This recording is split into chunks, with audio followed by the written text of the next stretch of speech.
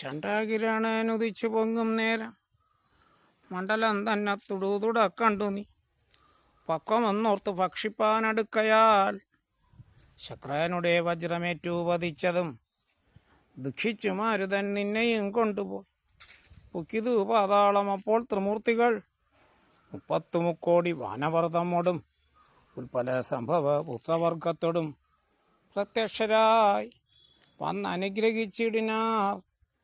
മൂർത്തിവരാ ലോകനാശം വരുമ്പോഴും കൽപ്പാന്തകാലത്തുമില്ലേ മൃതിയെന്ന് കൽപ്പിച്ചതിനിളക്കം വരാ നിർണയം അമ്നായ സാരാർത്ഥമൂർത്തികൾ ചൊല്ലിന.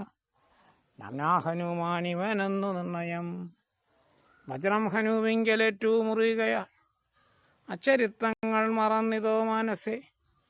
നിൻ കയ്യിലല്ലയോ തന്നതു രാഘവൻ അങ്കുലീയം, അതും എന്തിനെന്നോർക്ക നീ. തദ്ബല വീര്യവേഗങ്ങൾ വർണ്ണിപ്പതീന് പ്രപഞ്ചത്തെങ്കിൽ ആക്കുമാവല്ലടോ. ഇതം വിധീസുതൻ ചൊന്ന നേരം വായു പുത്രനുമുതായ സത്വരം പ്രീതന ബ്രഹ്മാണ്ടമാശു കുലുങ്ങുമാറുന്നവൻ സമതാൽ സിംഹനാദം ചെയ്തരുളിനാൻ.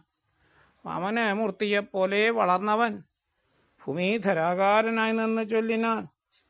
ലംഘനം ചെയ്തു സമുദ്രത്തെയും പിന്നെ ലങ്കാപുരത്തെയും ഭസ്മമാക്കി ക്ഷണാൽ രാവണനെ കുലത്തോട് മുടിക്ക് ഞാൻ ദേവിയെയും കൊണ്ടുപോരുവനെന്നുമേ. അല്ലാകിലോ ദശകണ്ഠനെ ബന്ധിച്ച് മെല്ലവേ വാമകരത്തിലെടുത്തുടൻ കൂടത്രയത്തൊടു ലങ്കാപുരത്തെയും ഉടേ വലത്തു കരത്തിലാക്കിക്കൊണ്ടു രാമാന്തികെ വച്ചു കൈതൊഴുതിയിടുവൻ.